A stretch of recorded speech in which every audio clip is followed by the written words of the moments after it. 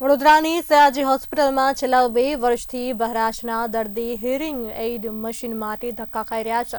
કેન્દ્ર સરકાર દ્વારા છેલ્લા 2 વર્ષથી ગ્રાન્ટ આપવામાં ન આવતા દર્દીઓ કાનના મશીનથી વંચિત છે। જિલ્લા દિવ્યાંગતા પુનર્વાસ કેન્દ્રમાં સરકાર ગ્રાન્ટ આપે છે। 2 વર્ષ પહેલા સરકારે માત્ર 8 લાખની ગ્રાન્ટ આપી હતી। સયાજી હોસ્પિટલમાંથી મફતમાં આપવામાં આવતી મશીનની 3200 રૂપિયા કિંમત છે। હિયરિંગ એન્ડ મશીન રૂપિયા 2000 થી લઈને 2.50 લાખ સુધી બહાર મળે છે। તો નોઇઝ પોલ્યુશન વધતા બહેરાશના દર્દી પણ વધ્યા છે, જેથી હિયરિંગ એઇડ મશીનની માંગ પણ વધી ગઈ છે।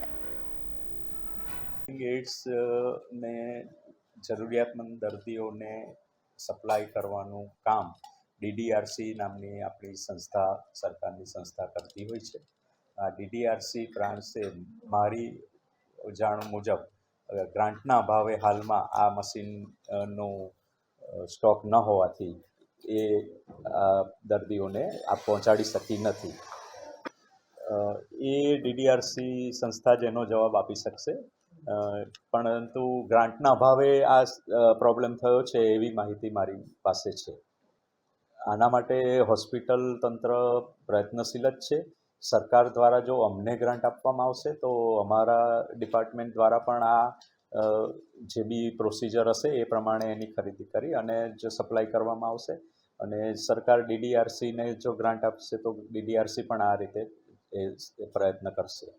पिछले साल मेरे यहाँ आया था ग्रांट, उनके लिए पिछले साल हम हेयरिंग एड दिए थे। 200 हेयरिंग एड हम मंगाए थे, वो हम डिस्ट्रीब्यूट कर दिए हैं। जो लास्ट ईयर है उनका ग्रांट अभी तक नहीं मिला है, उससे पहले भी 1 साल नहीं आया था। तो ये हम जब गवर्नमेंट में ऑनलाइन एप्लीकेशन है, एप्लीकेशन हम कंप्लीट करके ऑनलाइन दे दिए हैं। फिर जब हम बात किए तो बोला कि जो मतलब मिनिस्ट्री से बताया कि ग्रांट जो है सो फिलहाल अभी जो है सो इसको एलएमको को दे दिया है, एलएमको उससे बात कीजिए। एलएमको से हम बात किए तो बोला कि जो है वो एक फॉर्म भेजा था, कंसोनेंट फॉर्म, उसका हम फिलअप करके भेज दिए हैं।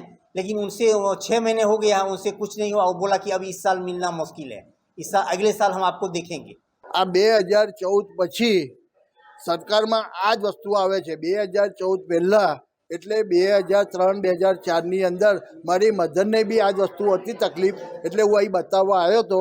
મને અહીંથી લખી આપ્યું V1 સોસાયટીમાંથી મને 300 રૂપિયામાં મશીન મળી ગયું હતું।